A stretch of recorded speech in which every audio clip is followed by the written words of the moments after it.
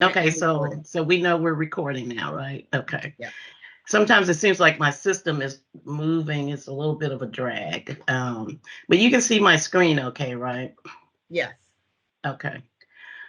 Okay. Let's move on to the next screen. So the agenda for today is we've done our welcome, and then we're going to go into show and tell, and that's where the members get a chance um, to share their family history, or if you had some accomplishments for this year, or some great finds, while you've been doing your research. We'd like to hear from you because a lot of times when we hear from other people, we all learn from that. So we'll get to that. And then after we do all of that, then we'll come back and also listen to if any of you have brick walls. Okay, so, and then that way, once you put that brick wall out there, hopefully, we'll have members to be able to chime in and give you some advice or some hints or some tips and tricks to solve whatever your problems are. I know that that's been helpful for me. Then we'll do our business meeting. We'll introduce new members. We're not going to put anybody on the spot, but hopefully we can start getting to know each other. And it's not just for new members, but we'll also maybe ask some of our senior members to chime in a little bit also. We'll look at announcements, and then we will do the adjournment.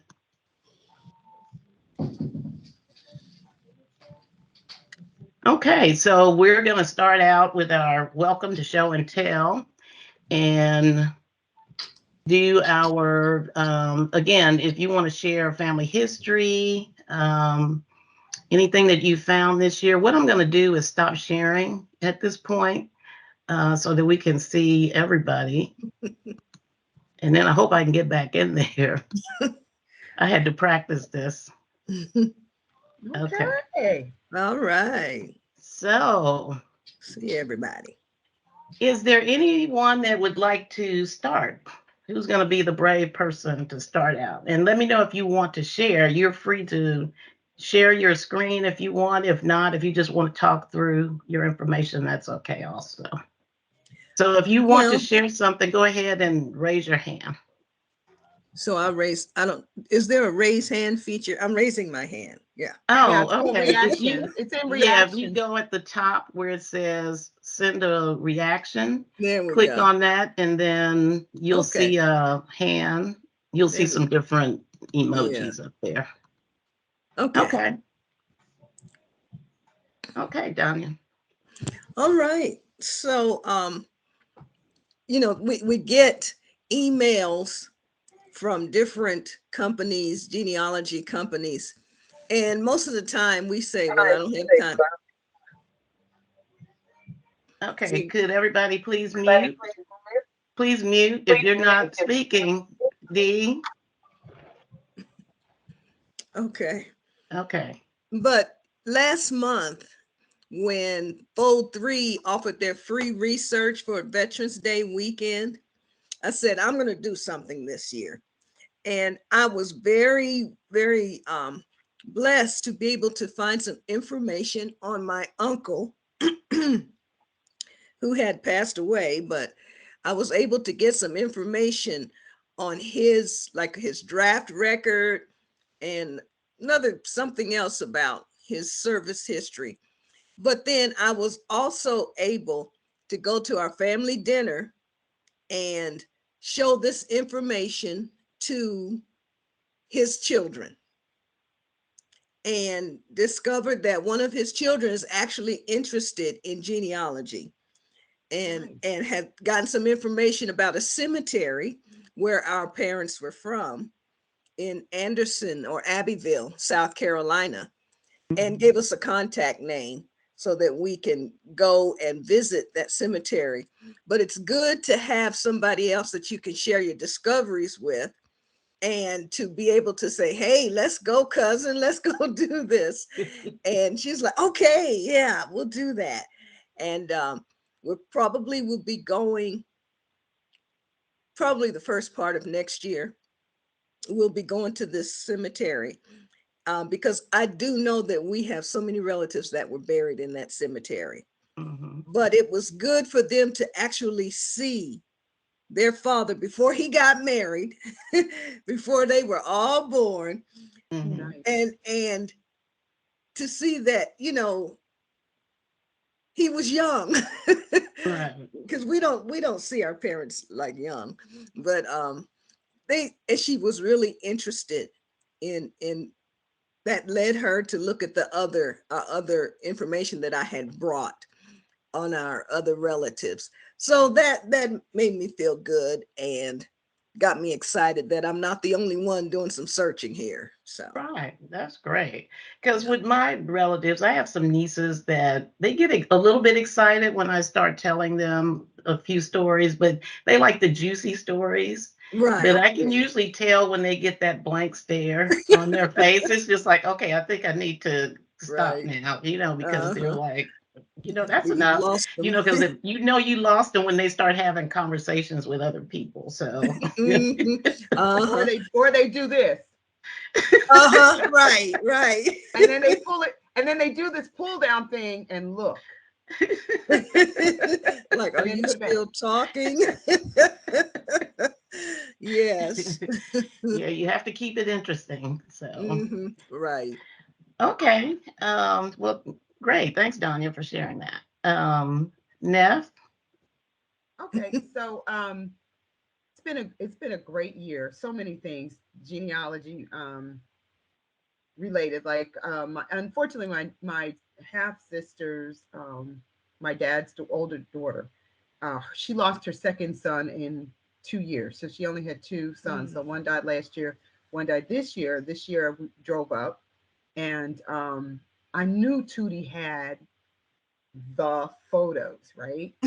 So I went and took 300 photos of photos.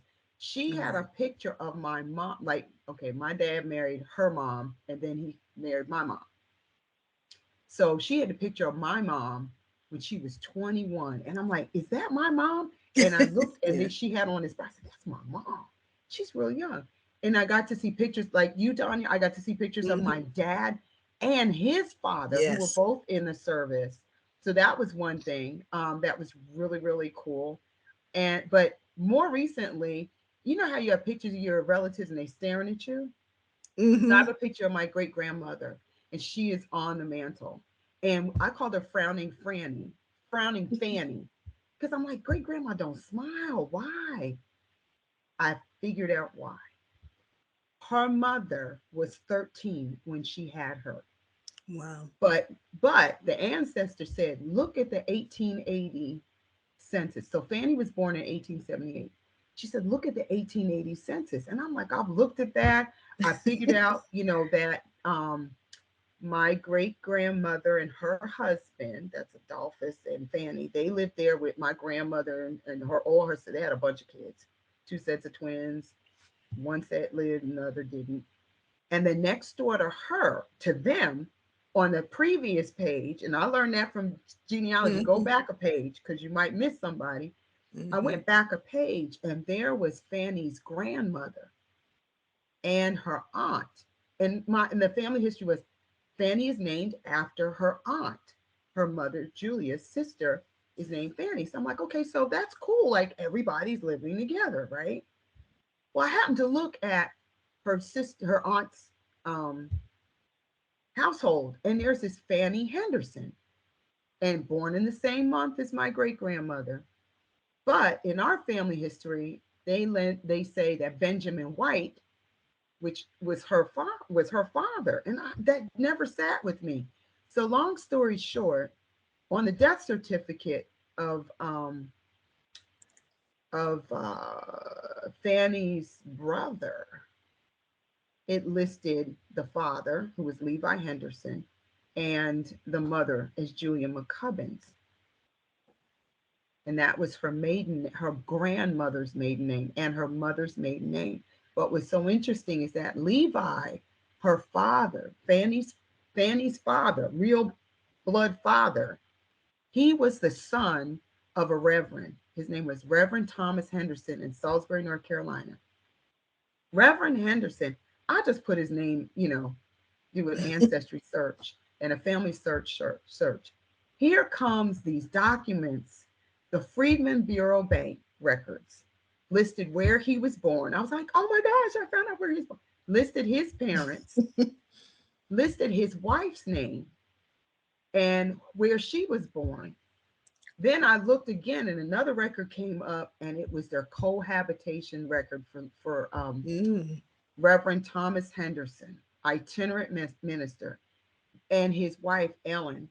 And Rowan County, North Carolina lists the slave owners, the enslavers in their cohabitation records, which I didn't see before on my mother's paternal side.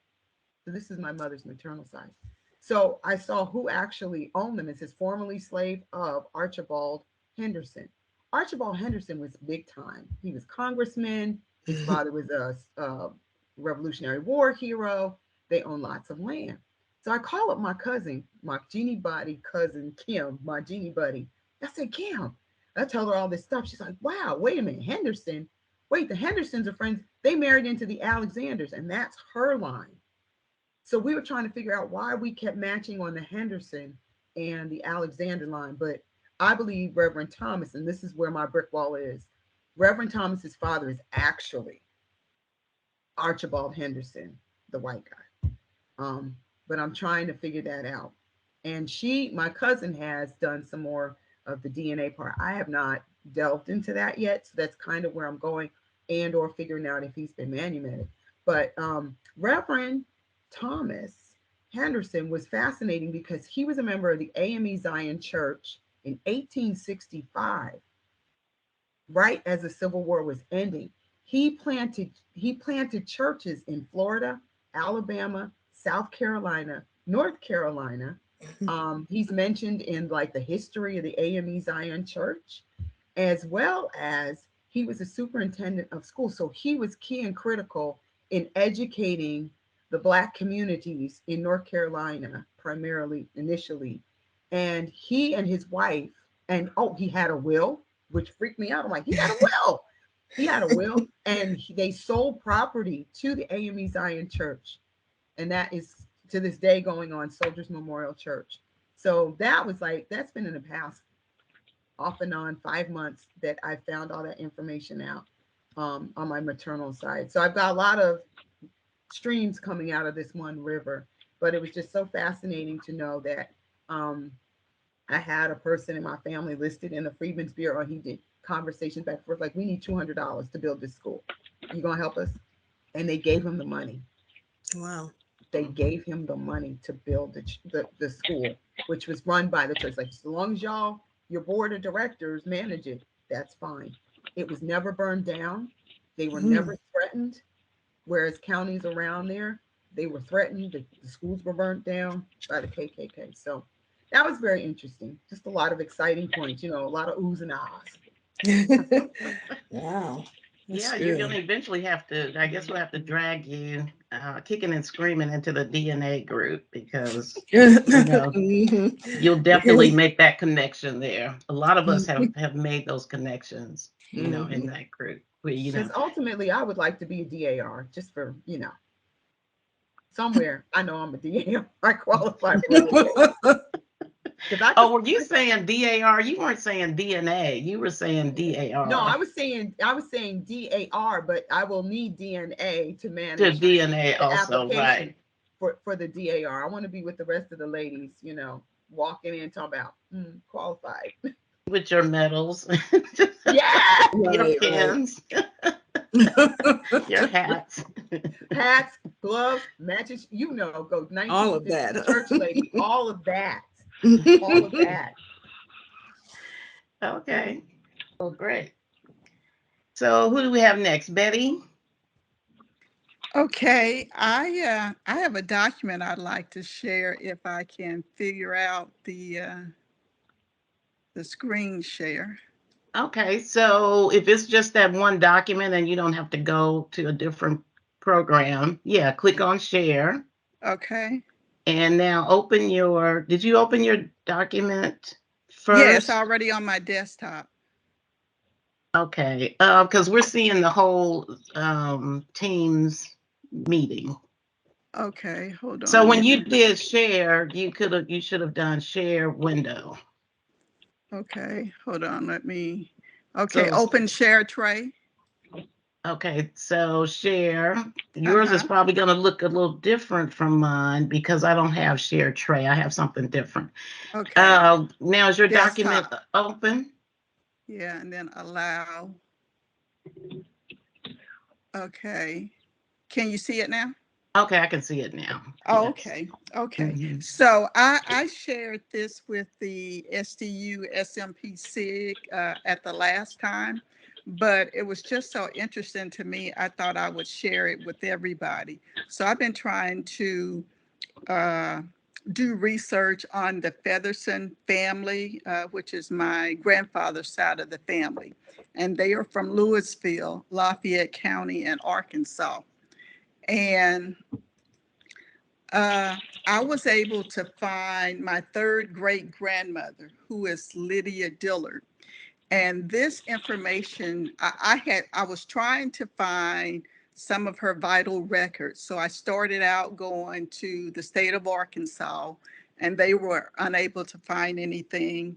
And then I went to I went to not Arkansas, I started with Arkansas because that's where I've seen all of her other records. But then a cousin or somebody told me that she had lived in Texas. So I went to the state of Texas and they weren't able to find anything. And then I went to the county where one of her sons lived and they were not able to find any documents. So then I went to the city and the city was not able to find any documents. And somebody told me about uh,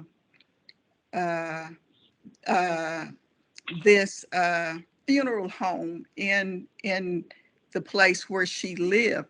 And so I found some information there. And so long story short, I'll show this next document. And I had this other one up first because this information here that I'm sharing came from Rogers and Wade Furniture Company. And I was like, why is a furniture company having this kind of burial information? Well, I went and this furniture company still has a website. It's called Rogers Wade Furniture Company. And they have on their website by the uh,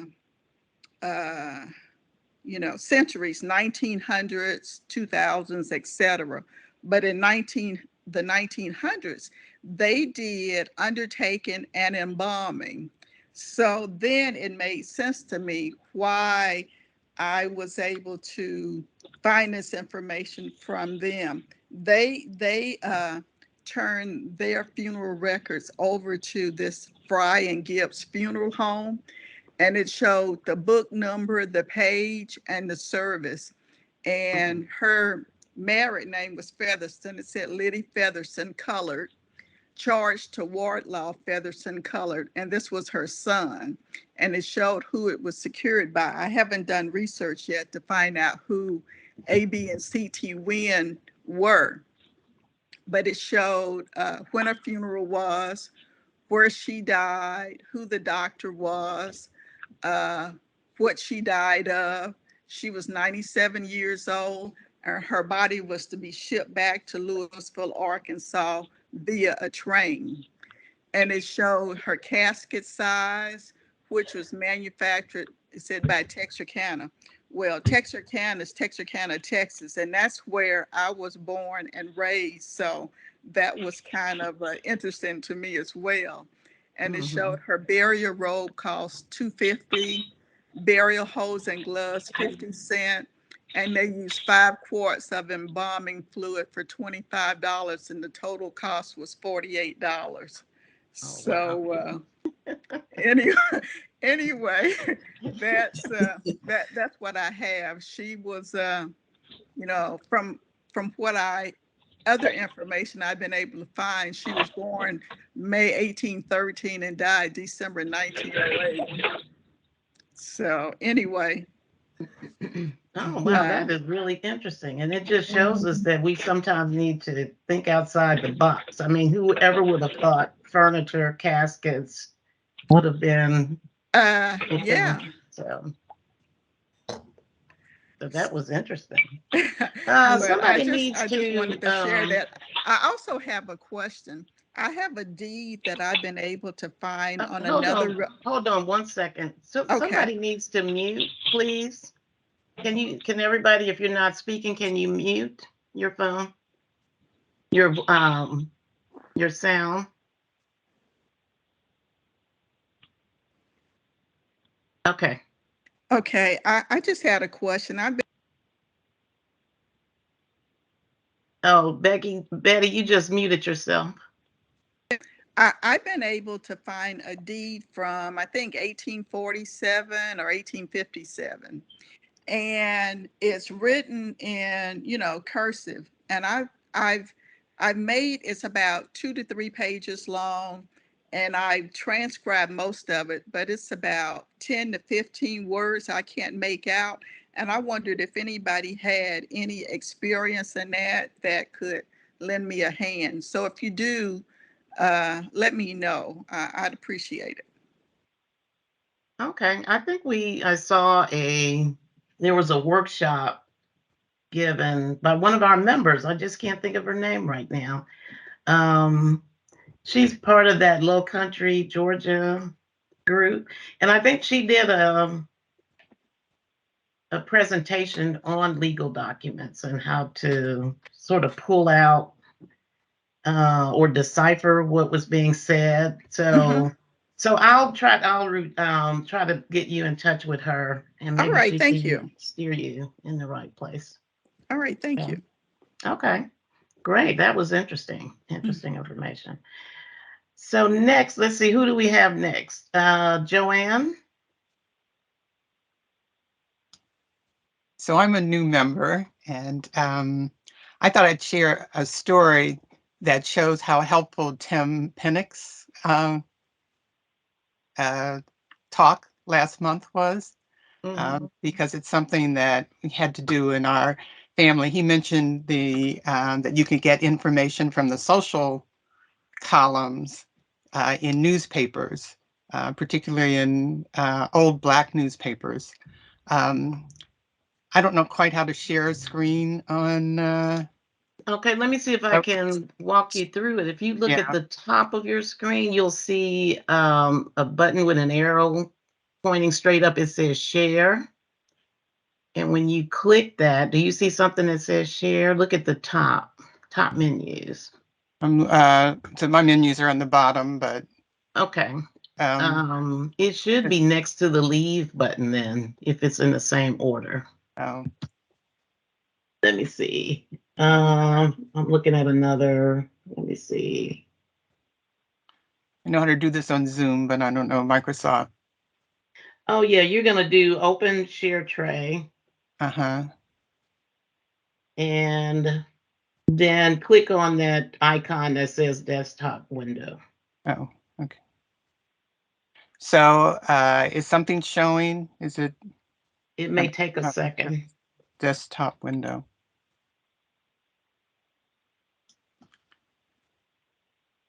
I don't want to hold everybody up, so I could No, talk. that's okay. Let's see. Sometimes it takes a second for it to come up. So you're not seeing anything. I'm not seeing Yeah. anything. So I assume that the share thing is open, but I don't see anything that says desktop window. The picture I was going to share is up on my screen. Is it something you can, let me see.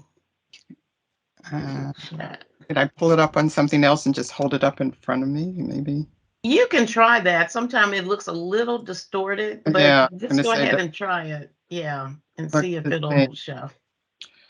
But while I'm looking for it that way, I was going to say I had in our family, my father's family is from Tennessee, from Bedford County, my great-great-grandmother was enslaved there, and as far as we knew, the whole family had stayed in Tennessee. They were had small farms. She was a housekeeper in different households. And so as far as we knew, she wouldn't be somebody who would look like, if I hold this up, can you see Yeah, this? just hold it up just a little bit, go up. Right, now we can see it. Yeah, we can See see the it. picture of a woman fairly well dressed. And on the back of it, there was an indication that the picture was taken in Kansas by a photographer, a portrait in Pittsburgh, Kansas. As far as we knew, she had never been to Kansas. We didn't know we had any relatives in Kansas. But looking through both newspapers.com and Chronicling America, which Tim Pennick talked about, we found a Black newspaper that was called the Southern Argus, which came out of Fort Scott, Kansas in the late 1800s when it operated. And in there's a mention of my great-great-grandmother. Our last name is Doddy, spelled D-O-D-D-Y, but in one of the census, it's spelled D-O-W-D-Y. And sometimes it's spelled D-A-W-D-Y. People haven't written it correctly. Well, if you ran all of the names through, we came up with a reference to a Sophie Dottie who was in Kansas, who was in Joplin, Missouri, visiting her daughter, who they listed as Mrs. Dr. W.C. Scales. Making a long story short, it ends up, that was my great-great-grandmother visiting her daughter, who had, whose full name was Melissa Dottie, which we didn't know. And in this newspaper article, it says that Sophie Dottie is spending a few weeks with her daughter, Mrs. Dr. W.C. Scales, a dressmaker. When you put it all together, that newspaper says that although she was living in Joplin, Missouri, this was near Pittsburgh, Kansas. And so we were able, from that one article, to figure out that we knew that there were 3 children, that one was a daughter, Lisa Dottie. The name ended up being Melissa Dottie, who went to Kansas because her brother was stationed in Kansas. And then she marries someone who was also from our family in Texas. So all of that was in the social column in a Black newspaper that existed only for about 10 years.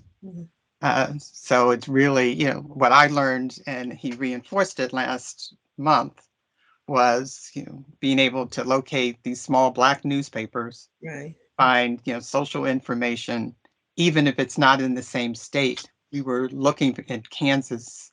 She was living in Missouri, which is why we'd never found any reference to them we had looked in the census in Kansas and Missouri, but we ended up under a very different spelling of our name, finding 2 relatives in 2 different states that we weren't looking. So that's my share.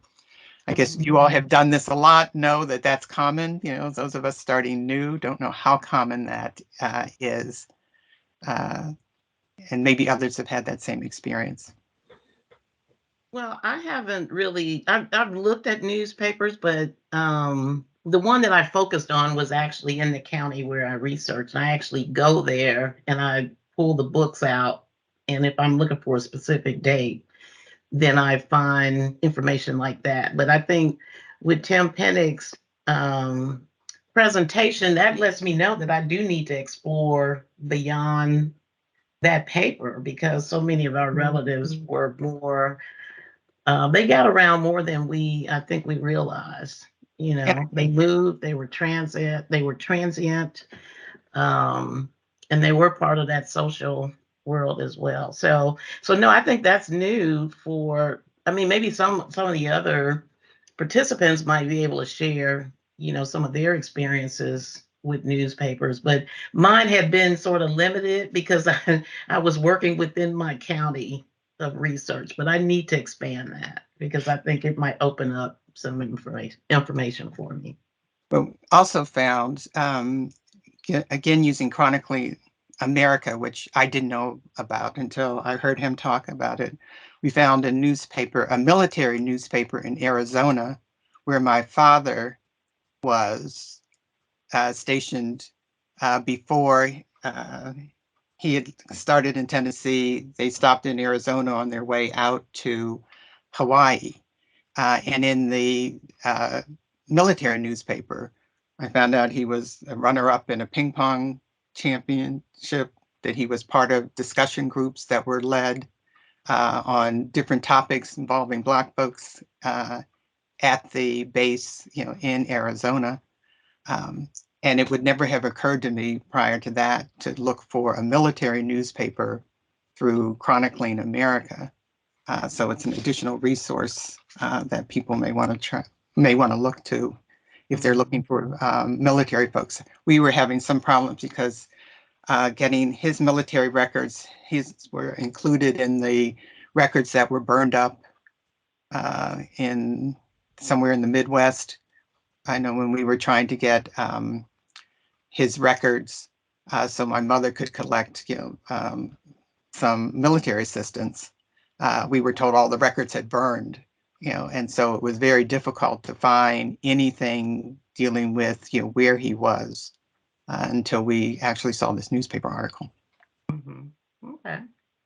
While you were speaking, someone did write something in the chat. Let's see, in response to your request for handwriting, Yvonne wrote Pam Vestal, handwriting expert. And so Yes, Yvonne, I saw that. okay. So Yvonne, did you want to? Oh yeah, that was you, Betty. I'm sorry. That was you that asked about the handwriting. Right. Yes, Okay, and so you someone might said want to. there was a person's name, but they couldn't remember the name. So I looked back on the email and that was the name that was given. And that, whatever she presented, that was done this past Thursday. Oh, okay. Oh, Oh, Okay, was that someone that presented through our virtual events list, or you don't know, like what organization did she present through, or do you remember?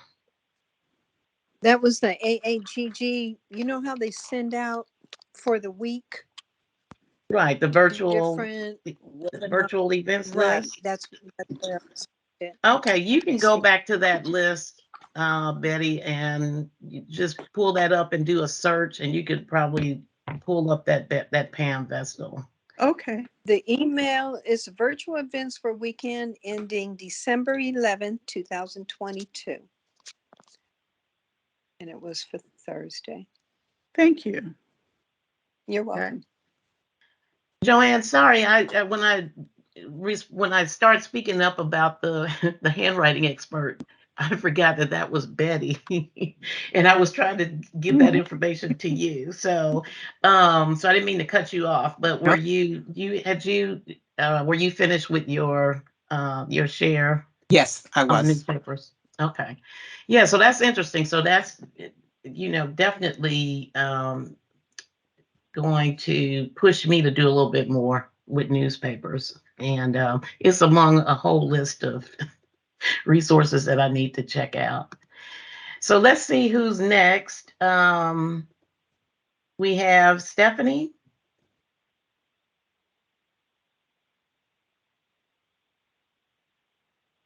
Hello, how are you guys doing today? Hi, Since we're talking Stephanie. about newspapers, I thought that I would share a newspaper article that I found. Let me see if I can pull it up real quick. Let's see.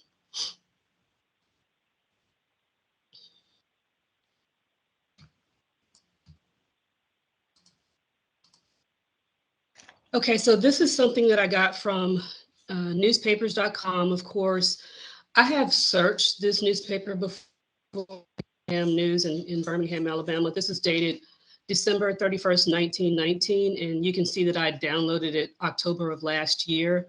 So I don't know if you guys are going to be able to read it, so I'm going to read it to you. But it says, New Year old to this Negro mammy has witnessed 116.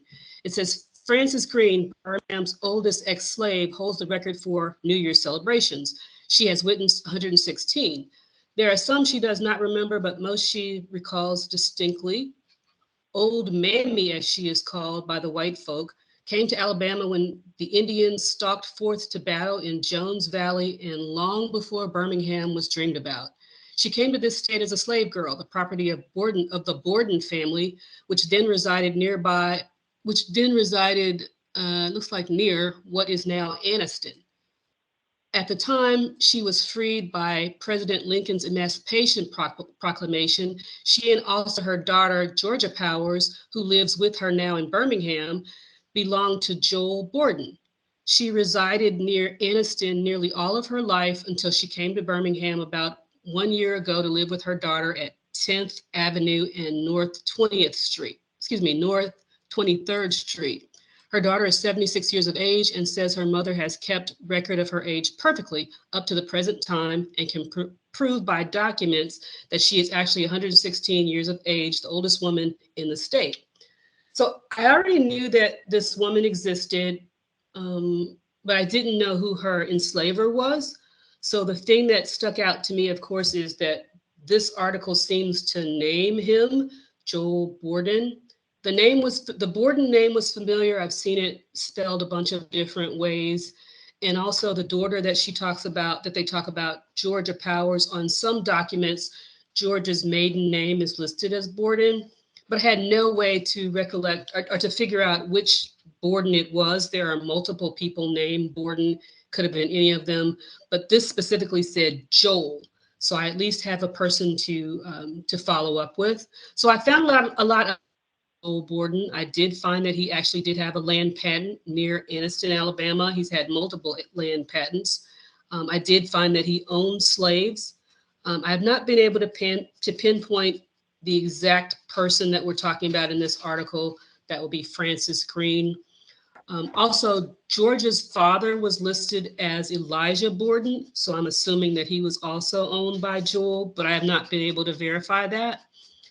But this article long way in verifying what I had already started to research, which was that she was enslaved in that vicinity at the at the end of the Civil War, so freed by Emancipation Proclamation.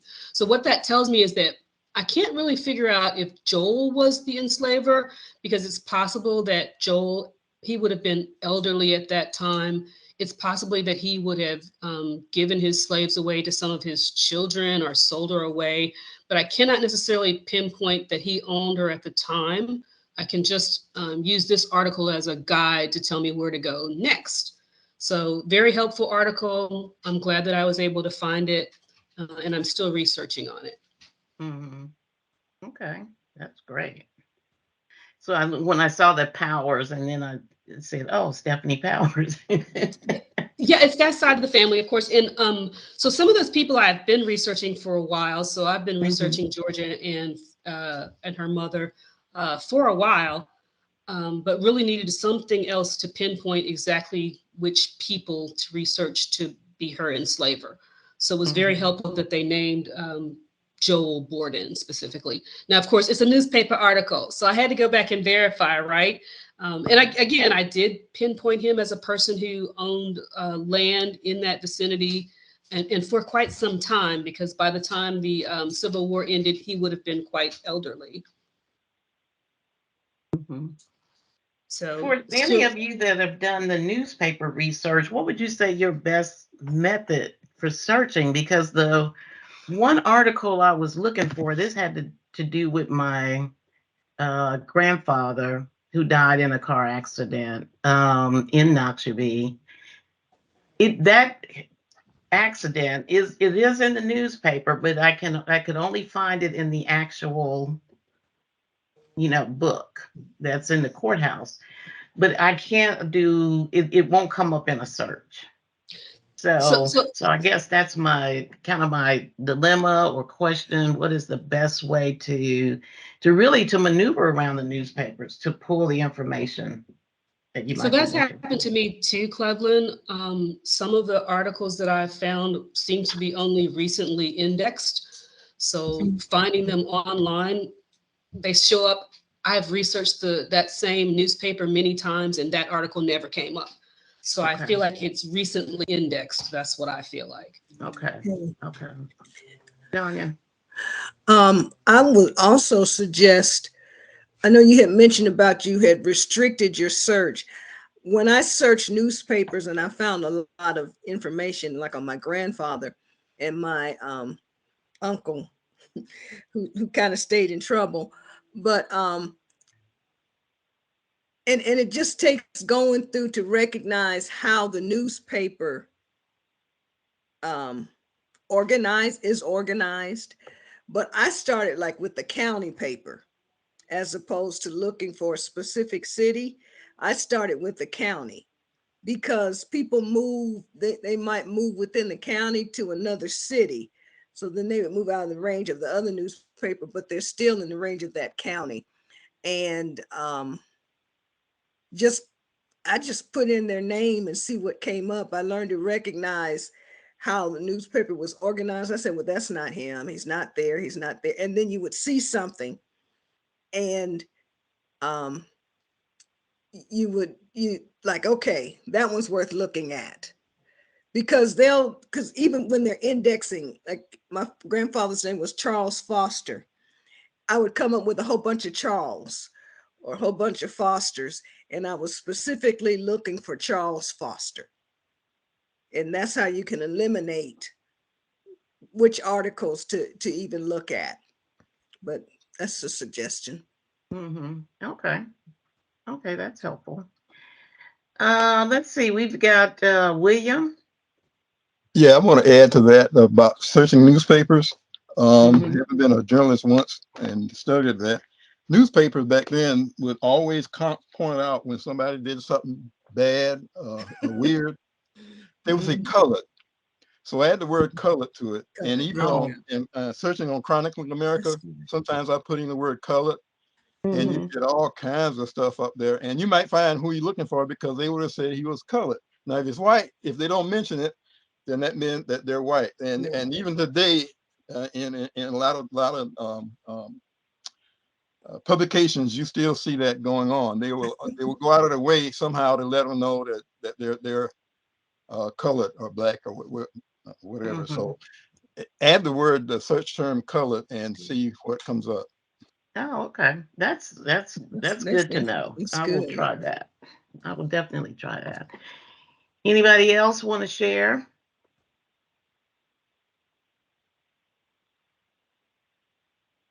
Okay, what I'm gonna do is, okay, I guess I'll share.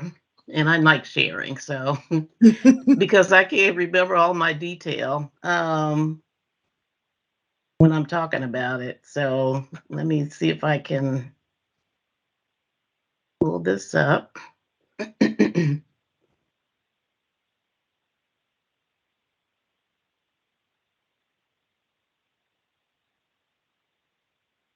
Okay. Okay, so can everybody see that my PowerPoint pretty good? Yes. Okay. So this research, I'm calling it Finding Elbert Stevenson. Now, Elbert came up, he's my third great grandfather. I was initially researching Jim Stevenson, and you guys probably, if you were around, you might have mentioned or remembered that I did a search on Jim's wife, Sue Drake, but I had to find Jim and Sue, and I was trying to find them together.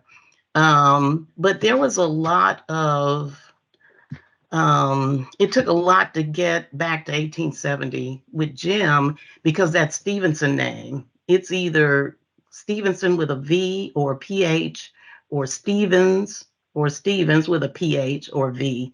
So I had to really look at the family households to make sure that I had the right Jim Stevenson. So I did get Jim back to 1900, and then I had to find him in 1880 and 1870.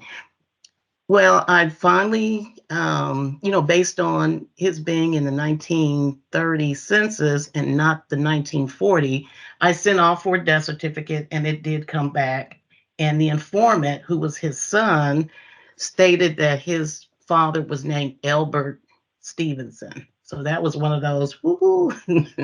So then I started looking for Elbert. And here's what I came up with. So look at this in 1870. He's Albert Stevens, and he's from Georgia. And then it lists the children. And so I just assumed for a minute that this was his son. This was my Jim Stevenson, because here's James. He's about the same age. So then I started looking for Elbert in 1880, and I may have done this in reverse, but look at him, his name in 1880, he's in there as Elbert Barnett. But if you do the comparison, you can see the age is about the same. He was born in Georgia. And then look at the household. There's Abby, his wife, Abby in 1880, Amy. And then there's a Stephen Sanders. I haven't figured out who that is. And then here's Jim at age 15. And that's about the right age.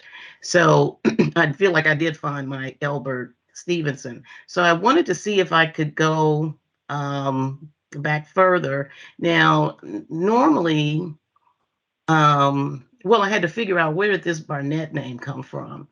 But let's look at the next slide. So this is all about collaboration, working with other people who might be looking at the same family lines. And I got this email from a young man that says, there is an enslaved man named Elbert, no age given, who is listed in the estate of Joel Barnett. So there's that Barnett name. When his will was probated in 1853, Elbert was gifted to Joel's son, Nathaniel Barnett, but it's possible that Nathaniel sold him in the late 1850s, maybe to the Stevens family. So there is a plantation owner, or was a plantation owner, A.B. Stevens, who owned a large plantation in Noxubee. And a cousin and I just assumed that that's how they got the Stevenson name. They were initially started out as Barnett, and then got moved to the Stevens plantation. And somehow that name morphed into Stevens' son. So then the search was on for Joel Barnett to see how much more information I could find out about Elbert. And there's Joel Barnett. And there is so much information about Joel just on the internet. And this is him in Find a Grave. And there are some societies, I don't know, I'm still researching this and really trying to get a better feel for this family. But someone was doing a presentation one day, and they put a map up of Georgia. And there, right up in the northwest corner of that map of Georgia, was Elbert County. And that was my clue to go back and start looking at Georgia. And Joel his family came out of Elbert County, and then they started moving west into Alabama. And then Joel wound up in Noxubee County, which is when I first encountered that information. So in looking at Joel's information, I found out that his father was Nathaniel, and look at where it says he died, Elbert County, Georgia. But actually he died in Montgomery, Alabama. But his will was written in Elbert County. So in looking for his probate records, I found this on ancestry. I can't believe all these breadcrumbs are just falling into place. But here's his probate, and it showed that he had 3 sons and 1 daughter. There was a William, a David, this Todd is Joel, and then a daughter by the name of Amy. And so it does show the 3 enslaved that was given to Joel. On my computer, it's real tiny, it's hard to see.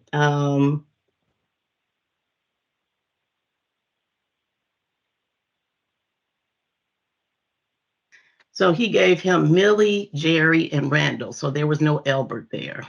So what I have to do now is I'm going to have to track all of these, trace these people. I got to look at Nathaniel. Well, I looked at Nathaniel. His wife died before him, but I have to look at these brothers and the sister and trace them in their movement out of Georgia. And I do know that Joel at one point was in Oglethorpe, Georgia. Now, most of my research is in Mississippi, but now this is bringing me into Georgia, where I'm going to have to do some research. So I'll be in touch with Danya on the Georgia expert, but I'll be needing some information as to where to get started. Outside of just what's on the internet, which there is a lot of information out there, but I need to focus on some actual documents. Maybe where did Albert or his mother, when were they sold? Was it in Georgia? By him having that name Albert, that tells me, and he does say he was born in Georgia. So I'm just trying to figure out from this, how can I find out who his parents might have been? So that is my share, and then that is my question.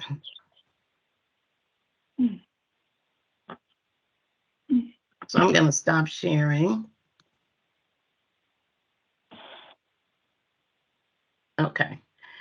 So any advice from the Georgia researchers? Now, what counties?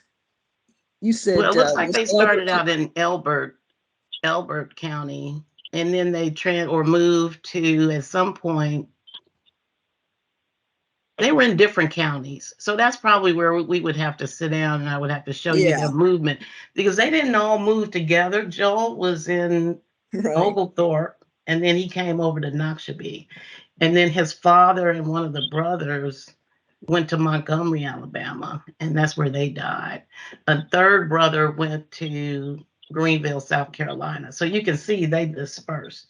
They went out. They didn't move in a pack like some families did. Right. Yeah. Right. So we would probably have to get together, and then I could show you that. And then depending on the county, you might be able to say, well, here's where you should look or direct your research. Or at least give you the name of someone that has researched that area. Mm-hmm. Okay. Okay, we'll talk. Okay. Let's see, do we have any, okay, Neff, you still have your hand up. Were there any other shares, or do any of you have any brick walls you'd like to present to the group? And somebody needs to be muted.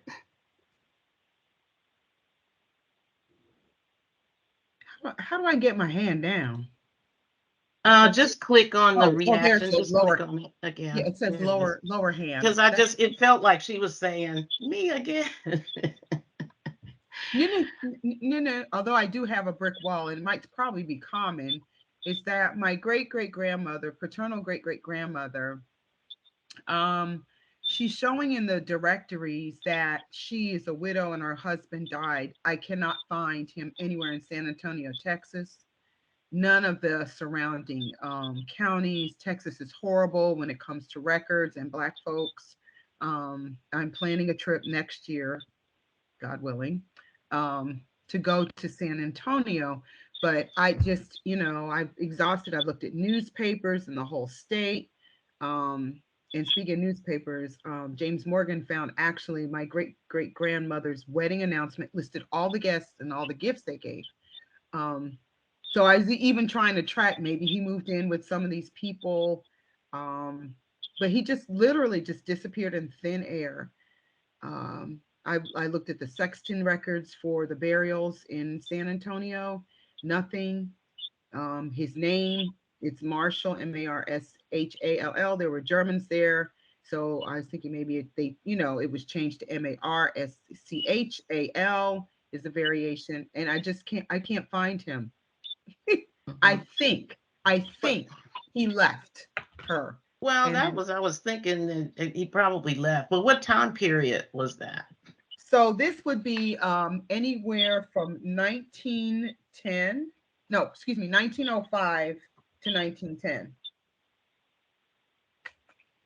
Oh, okay. In Texas. They're real slow to index their stuff, and so that's my brick wall. I mean, I've looked in other parts. I did find a Moses Marshall, who is living in Beaumont, Texas, and was remarried about that time frame. But then after that, it was like the 1910 census. Then after that, I couldn't find him again. Couldn't find a burial. Couldn't find. So I don't know. Yeah, because sometimes when the women would say they were widowed, they might not have been widowed. Right. Because sometimes you would, and I actually did have a case like that where I found my grandmother's son or great grandmother. He went on and married again twice. And she was saying she was widowed, but I just had a feeling that he left her. And so you do find that. And then I've had, go ahead. No, I was gonna say, and there's no marriage record either for him. It might be in a different state. You might want to try Louisiana, state, because I know people went between Texas and Louisiana. Okay. Because I agree with what Cleveland was saying. A lot of women put that they were widowed, but they had just basically been deserted. You know what? And that makes a lot of sense, because my grandmother did that with my dad. So they're listed on one census. That was in that presentation I did with y'all. That he's on one census, they're married, and the next census, a couple weeks later, he's dead, and then he remarries. Right. They try to save face. I mean, yeah. So let's see. We have Barbara. You have your hand up. Barbara. Hi, thank you. So I wanted to say that my family is in that northwest corner of Georgia. And most of the family members I can find no death certificates for at all in the 1800s or the 1900s. But I went to Dalton and I made this interesting find, not in terms of their death certificates, but in the courthouse, I discovered that one of my relatives had written a deed. And in the deed, he was actually leaving his family property to his wife. I don't know when he dies, but his deed says, "To my loving wife and children, whom I've always adored, I am leaving this land," and blah, blah, blah. So that was a surprise to me, because I didn't realize that maybe more Black folks were doing deeds to record their wills. So you're saying actually deeding before they yeah, it reads like a will. It starts, it's like, "To my loving wife, Anna, and my 4 children, whom I've always adored. I, want to make sure you know this, and that I want to leave these things." It reads that way, which is, I thought, kind of amazing. So that was a surprise. But then the other surprise I had was this same woman, the same wife that this is Jeff Barnett, actually. Jeff Barnett's wife is Anna, and she goes into Tennessee, I discover, and these are all my brick walls and things like I don't understand what to do with it, problems. She goes into Tennessee because her son, who worked for the railroad in Chattanooga, was killed in a railroad accident, and she has to put up a bond. And I wrote to Tennessee to ask, why would a woman have to do that? Why would a Black woman have to put up a bond? The young man was 19. I don't know that he had any assets. And the Tennessee archive folks said to me that, that they thought that maybe he might have sued and he would have won a lawsuit, or his mother might have won a lawsuit for him. But I'm completely baffled by these things, and I haven't been to Tennessee courthouses to see any more, but I'm stumped. Mm-hmm. Do we have a Tennessee? We have a Tennessee SIG, don't we? Do we have someone? Is that Deborah that works on? When we pull that up, the SIGs, I think we have a Tennessee SIG, and that might be someone that you could connect with and see if she can at least give you some information or help. I've not done. I know that I've had some ancestors or some enslavers to come out of Tennessee, but I've just never really focused on that state. I don't know if anybody else has here in the Yeah. group. Do we have any other folks from Tennessee? My great grandfather moved from Athens, Georgia to Chattanooga. So I was doing some research on that because that's where my grandfather was born. My great grandfather got married there, and my grandfather and two aunts were born in Chattanooga before they moved up to Ohio. What year was it that the son went to Chattanooga? I don't know. Okay. So there's this gap. So he disappears from the census, Right. and I can't quite tell, but he's pretty young. So I don't know. And then his father, Jeff. Now they live. Let me back up and tell you that these folks lived in Cohutta, Georgia. That's where the family seems to have originated, as best as I tell. I found one relative with a Wilkes name who was born in 1796 in North Carolina. She says she was born in North Carolina, but I can't follow that one. So I'm good. I'm sort of focused around the Cohutta, Georgia area, which is near Dalton, which is Athens is a little bit south of that, but Chattanooga is just like right over the border. So and the whole family migrates to Chattanooga over time when they get farms stolen from them by the local lawyer. They all migrate to Chattanooga, and that's where my parents were from, is Chattanooga. But to try and find out what's going on with this family, this Barnett family, that's what I've been trying to understand. And I don't find any death certificates for any of these people from Cohutta. And those are my death certificates, in my family have given me enormous amounts of information. So I'm desperate to get death certificates.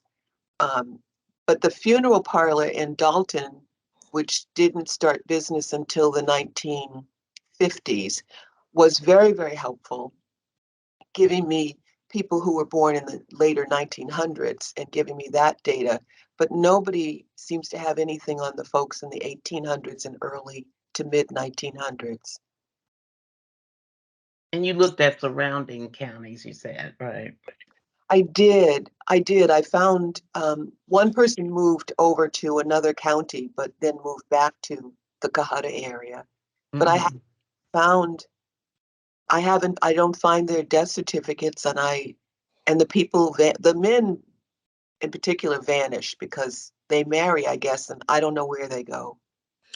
Have you checked at the Georgia archives for us to do a statewide search for your relatives' death records?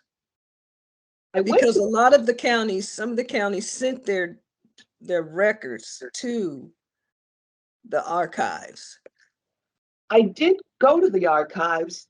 They said something about the Dalton area was really bad with sending things and they didn't get anything till the 1930s. So Okay, that's possible. Yeah. yeah, but I didn't do that. I will make another trip to Georgia and I will make sure I do an all Georgia search. Mm-hmm. I will tell you this, in terms of finding information, this was an amazing small success. So my family married into the Wilkes family in Cahata, and there was a gentleman who wrote what he called a memoir, and it's in the archives in Dalton for Whitfield and Murray counties. And so he'd written this little memoir. It's about, I don't know, maybe 80 pages. And lo and behold, what he really did was write about all the families that he could remember that lived in the Cahata area. And so I do find him mentioning 4 or 5 of my family members in this memoir, Mm-hmm.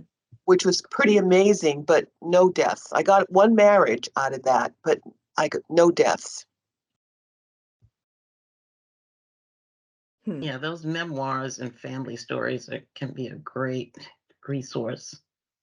And you usually do find them at the archives and some libraries also. Yeah. So can I joined the Georgia SIG, I believe. So can I at some point just put a question into the group about some of the things that I'm stumped on? Like, Sure. okay, That's me. I'm the coordinator, one of the coordinators for the Georgia SIG. okay, So I'll put my email in the chat and then you can email me.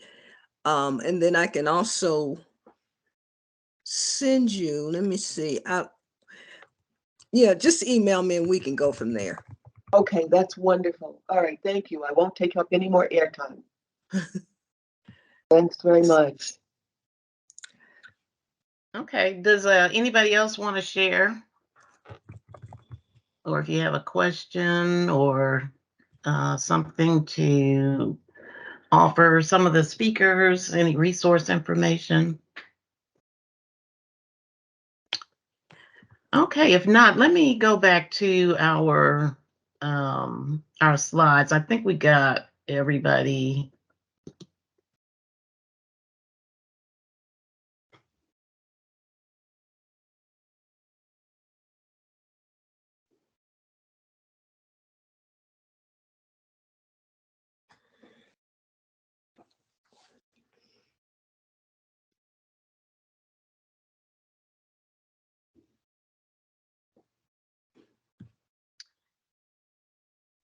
Okay, so we're gonna resume from here. And so that was pretty interesting. I always like doing these. And I think in 2023, we've been talking about maybe doing more of these and maybe even doing some small group, some breakout rooms where you can have a little bit more intimate conversations and share and see if you can get some feedback from your members. So we're working on that and trying to see how we would actually, how we would work that out online.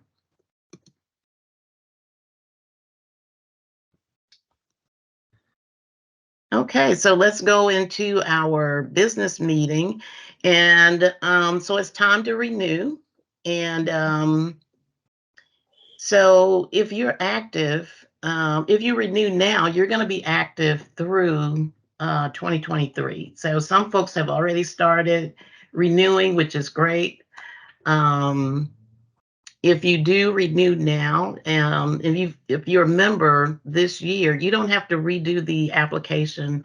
You can go online and pay by PayPal, and we'll just pick up your information that's currently on file. That's the same for national as well. Unless you specifically want to go to national and renew online, then you have to renew with us, but you have to show us that you have actually renewed at the national level.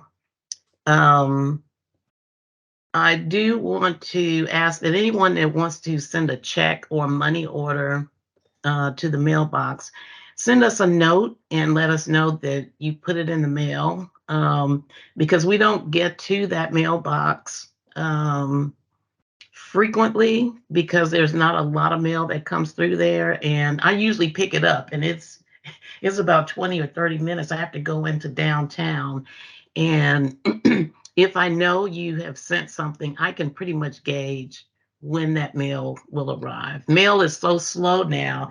Items that used to take maybe 2 or 3 days, even locally, are now taking about 5 days to hit that mailbox. So just let us know that you put something in the mail, and then I can track it from there.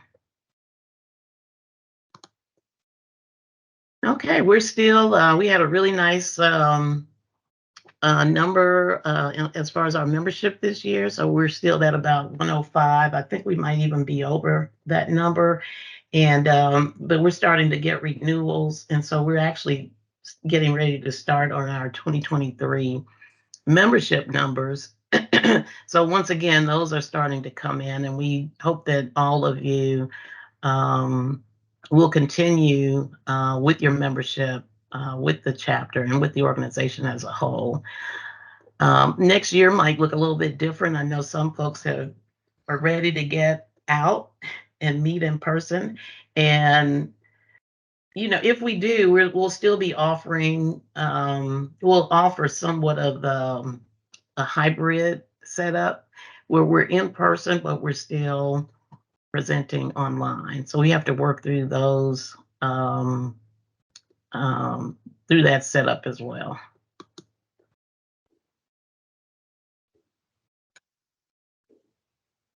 The meeting minutes have been posted, and so when you get a chance, you can go out and take a look at those.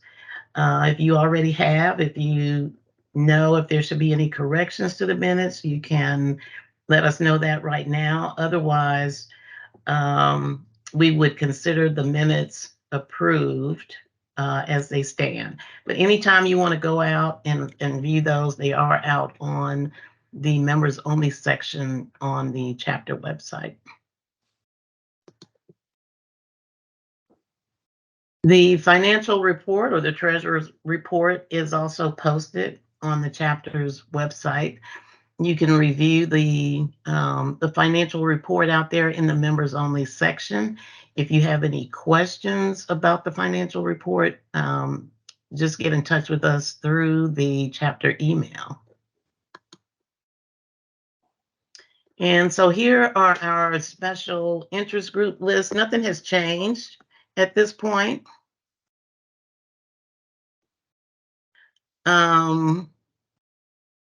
Okay, so did someone say you're not seeing my transitions? I see them.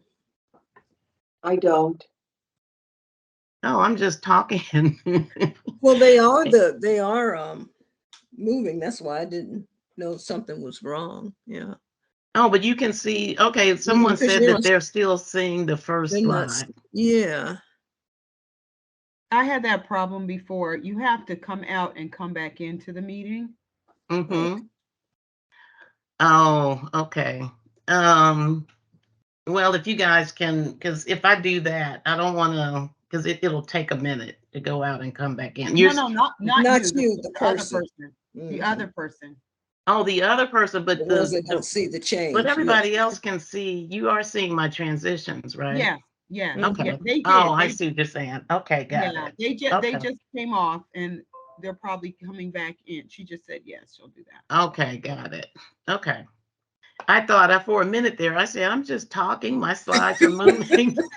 And you guys are still seeing the same picture. So, okay, that's good. That's good to know. And let's see. And then it just did something different, which I didn't do anything. I didn't touch anything. So, okay, so here we are, special interest groups.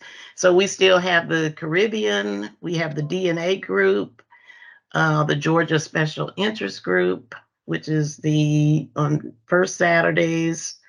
Let's see, DNA is the second Saturday, Caribbean is the third Saturday. Louisiana, that's Tammy's thing that she's coordinating, and there's not a specific date that they meet. But if you want to collaborate with her or need information,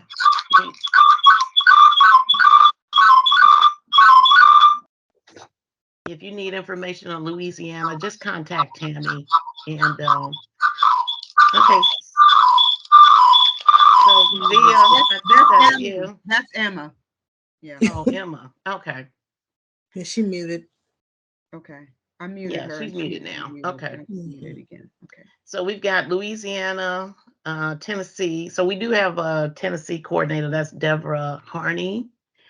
If you want to get in touch with Deborah, just email us at the Atlanta Gmail, and then I can get you two in touch on the Tennessee information. We've got military. That's Jeanette Brooks. And then we have the Sons and Daughters, which is coordinated by Johnny Brown. And I've been engaged with that. And that's been a wonderful process for us.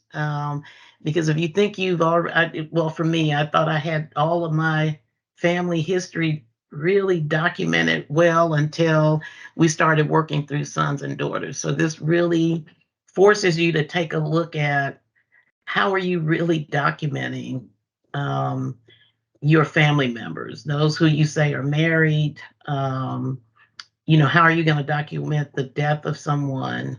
How do you document getting them back to 1870? So it's been a really good exercise.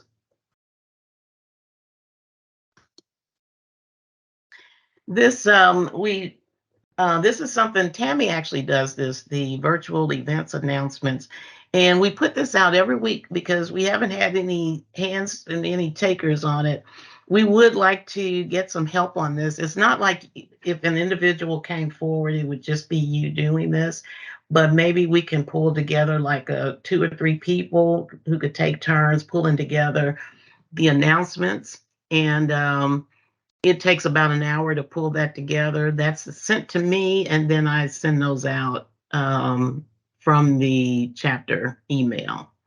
So I think not everybody, but I'm sure most people like getting these because you get a chance to view some additional workshops and seminars in between having our monthly meetings, because we're just not able to cover, everything.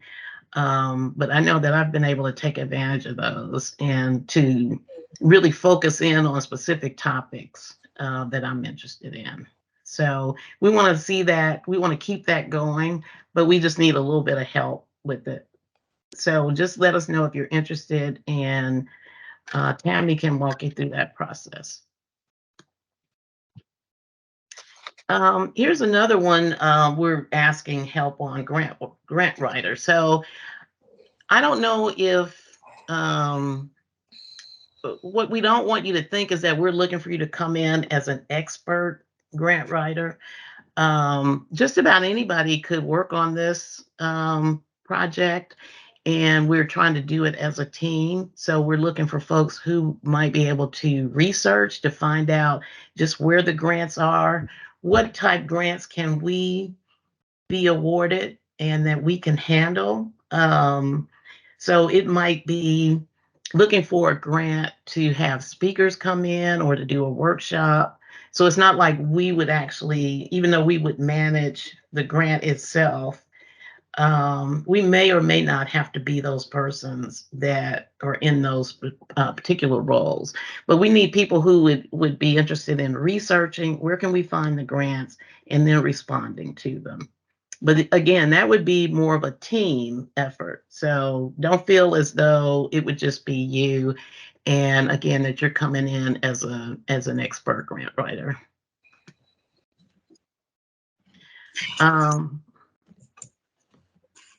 We also have,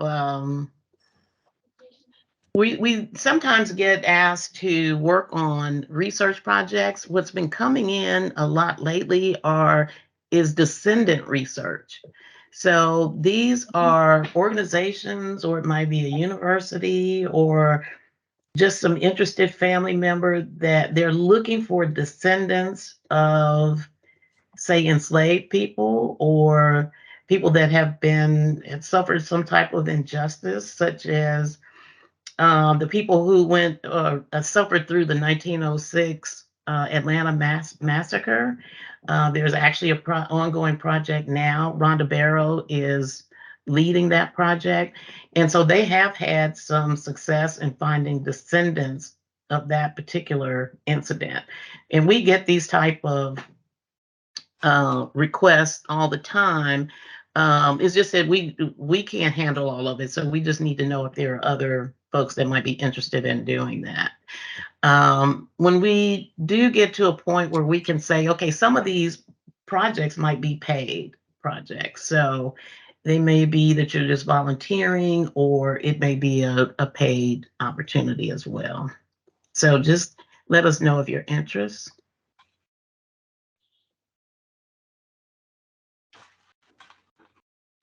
Same thing here for looking for genealogists. We get requests from sources outside of the organization. They're looking for genealogists for hire. And so we want to pull together a list of genealogists who want to be considered consultants, not representing AAHGS Atlanta, but, as an individual or as an independent. We're working through the legal aspects of that. So just look for more information for that to come down the pike. We always ask this question every month, and no one speaks up, although we did have someone that introduced themselves as a new member. Is there anyone else that would like to just say your name and the county or surname that you're focusing on? Because we're at a little bit of a disadvantage because we're not meeting in person.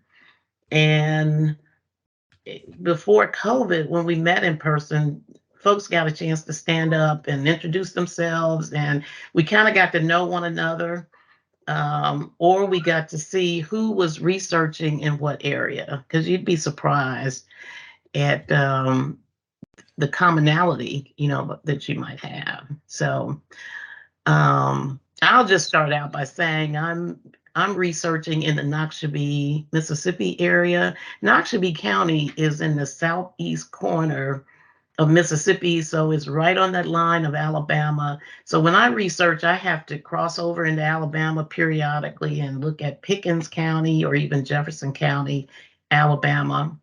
But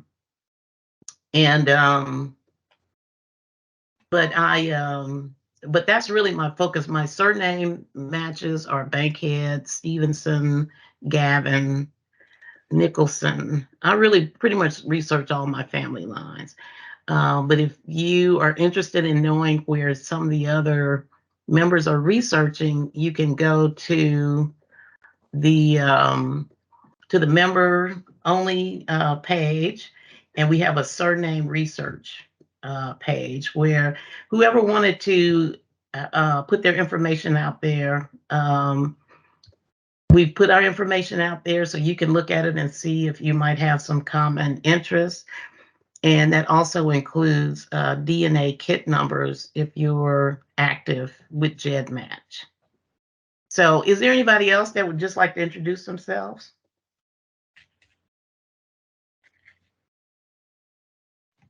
No? Okay, so next time what I'm going to do is have a box. I'm going to have everybody's name in it, and we're going to draw from it. And then you guys will have to just tell us who you are. So we had a few people to speak up today. Is there anybody else researching a specific area or surname? No takers? Well, this is Danya again. I am the coordinator, one of the coordinators for the Georgia SIG group. but I also research in South Carolina, Abbeville and Greenville area, and also Ohio for Hamilton County, which is Springfield, and no, Cincinnati is Hamilton County, Springfield is Clark County. So I researched 2 Clark counties, one in Georgia, one in Ohio.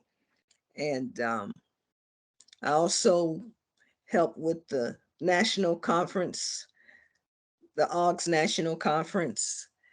And that's what I do in genealogy. Mm-hmm. Okay, well, thanks, Danya. Okay, we're going to move on because we only have a couple of minutes, and I know I want to get you guys out of here on time. So let's look at a couple of announcements. Coming up in February, we have Genealogy Day.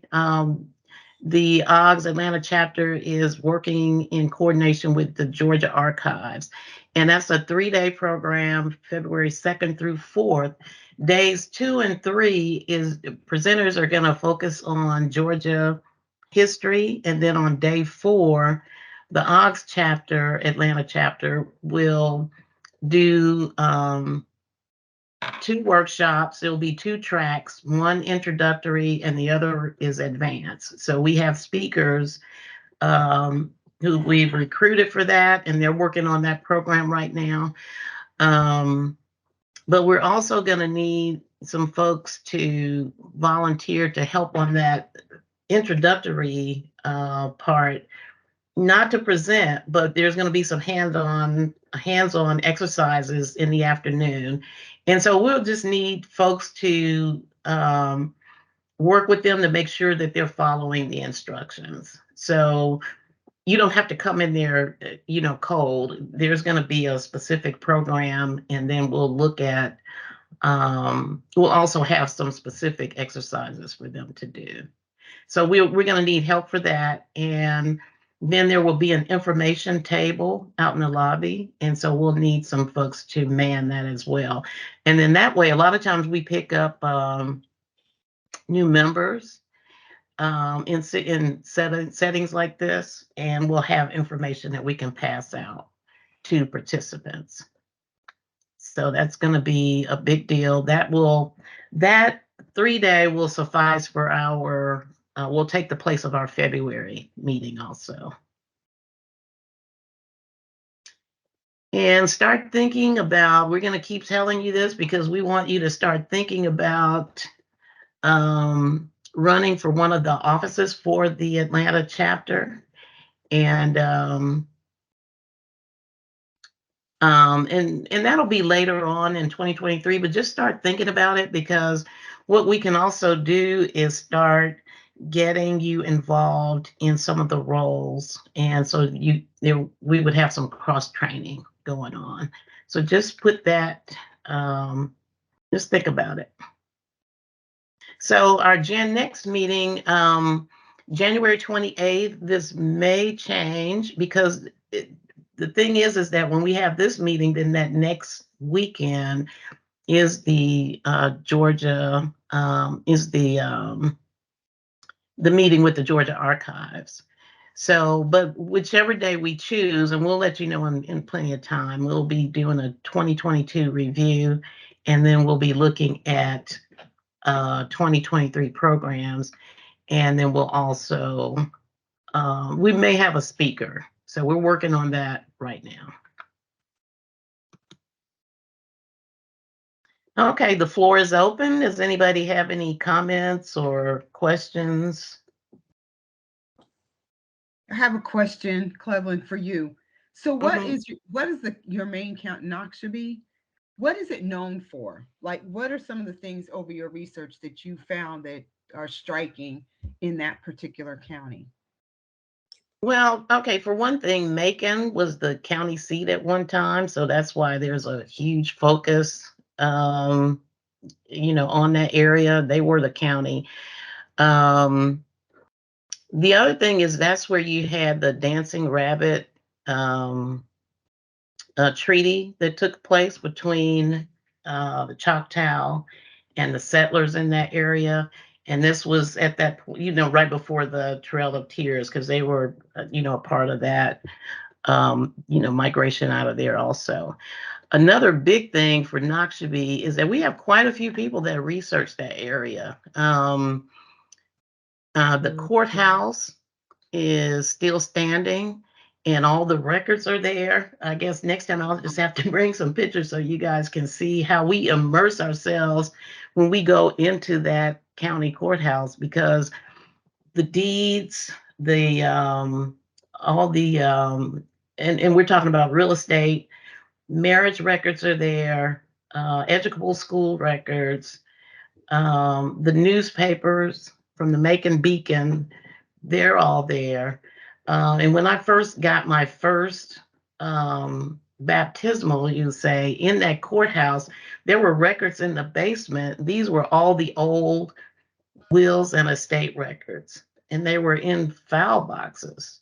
And now, eventually, now what has happened, family, um, the Morgan, not the Morgan, the Mormon Church has since digitized those records, so they are online.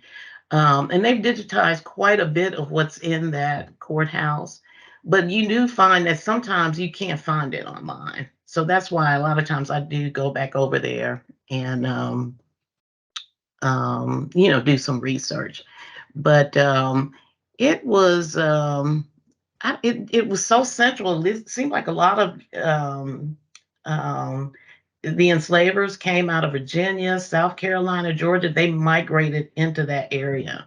The soil was rich and black, and so, one of the main crops, of course, was cotton. So there was quite a bit of that. So a lot of history there. I'm still learning the history of the county. I'm a part of the Noxubee County Historical Society, and there are people in that group that are so knowledgeable and are always willing to share information about the county and the history of the county.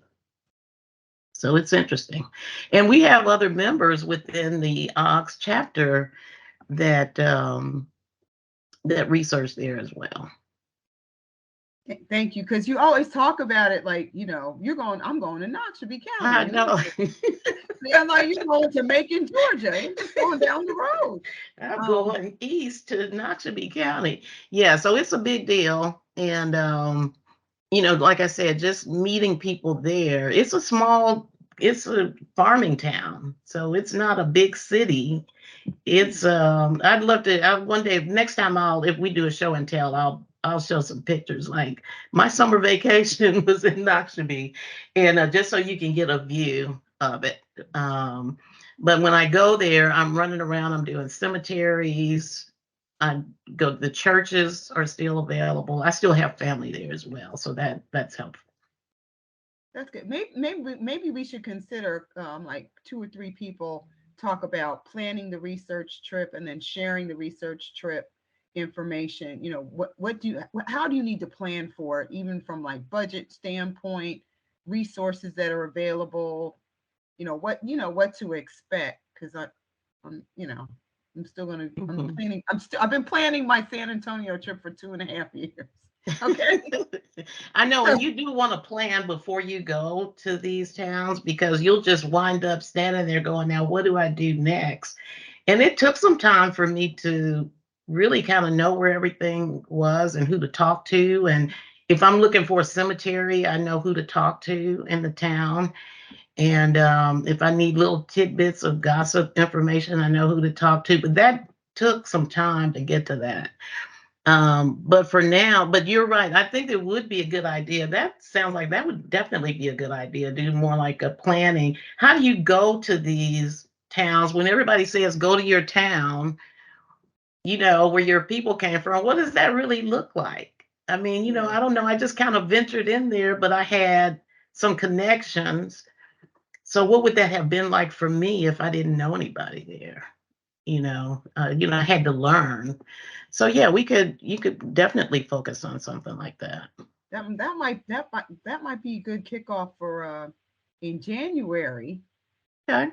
Yeah, we can talk about that. Yeah, we can take that offline, but I think that would be good, because then it's something you can plan for later in the year. And then by December, we can all come back and talk about our trips. Right. And yeah, and to the group, if any of you have had that same experience, like you've gone back to a town, let's say you're not living there now and you had to fly in and figure out where things were, get in touch with us through the email, and we can all sort of put our heads together on what it took to make that return to the ancestral home, because I'm pretty sure it's not easy, for everybody. And you have some places where the towns are literally, they're just gone. You have that too. So where do you go from there? That would be another question, because I see that around in Knoxville too, because we have that river, the Tom Bigby River that came through, and the cotton was taken out of there through that river. They've got a little place where you can go see the steamboat and all that. It's a little touristy thing. So and they have a big thing on the wall that shows you how the cotton, how it went through the Tom Bigby and was taken on up to the north and northeast. So all of that history is still there. But we can see when they talk about it, they tell you about the little places that are gone. They're just, there might be some old buildings, but the people don't live there anymore. So if you have that situation, where do you find those records? Where would you go from there? So yeah, that would be great. So anybody else that wants to engage with that or be a part of that, let us know, because it's not just us that have the experience. Some of you guys have had these experiences as well. And this is what it's all about. We're learning from each other. So Absolutely. Thank you for sharing, because I mean, like on my list to go back to my ancestral home in Salisbury, North Carolina, to the cemetery, on my list is a machete. Because when I went to go find go back and find the relatives that are documented buried there, they're like behind, thistle and wild blackberries. And I'm like, I am ill prepared. Well, I have a picture of a machete. I have boots that I carry around in the back of my car, and got them from Walmart. And so, because when you're going out in these cemeteries and different places, it could be muddy. And but I had a machete, and what I was told was the one cemetery that I wanted to go to, I was advised, don't go there unless you go there in December or January. You can't go there in the middle of the summer, because you want to go when a lot of those weeds have kind of died down. And because there are snakes. That's what I was told. So I had to wait until February to visit that particular gravesite. And then in that case too, I had to get in touch with the owner of that property, because it sat off the road. It was back up off the road. And so I found out who the owner was and let them know I was going to be on that property. They're supposed to grant you access to the cemetery, but I didn't want to show up on somebody's property and they not know who I was. So, so I had to let them know that I would be coming up, up in that field and going back there. That's good. So those are things you have to know about as well. So we can talk about all that. I think that's a good idea. Okay. We will talk. Anybody else?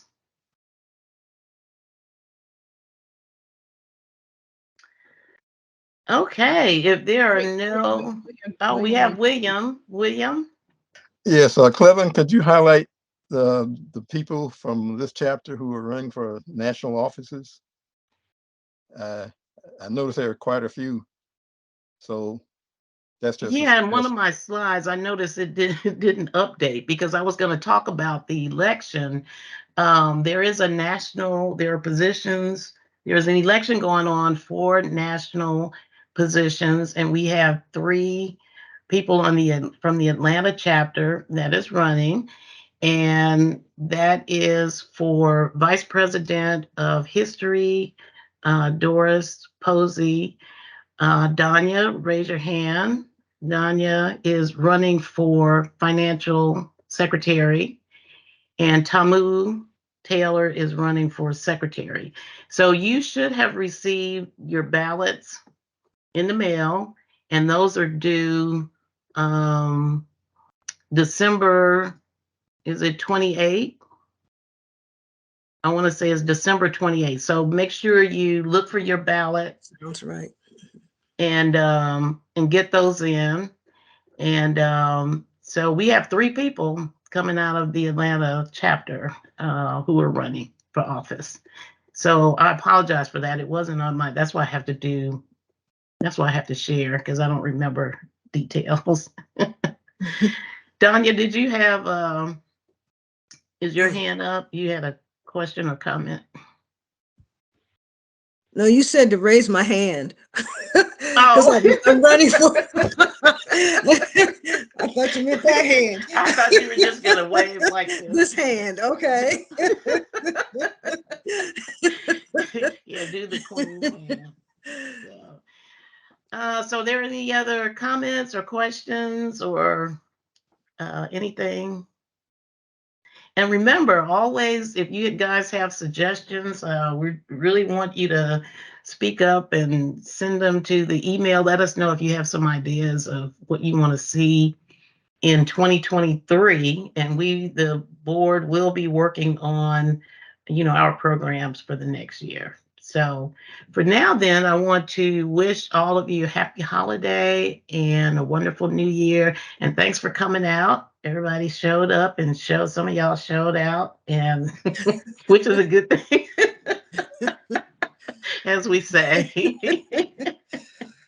Let me stop sharing. Now, I just want to know, am I still sharing? I'm not even sharing, am I? Yeah, you I'm are. not- Somehow your slides started moving magically, and Well, I've been pushing them. I don't know how I got control, but okay. I've been moving them for you.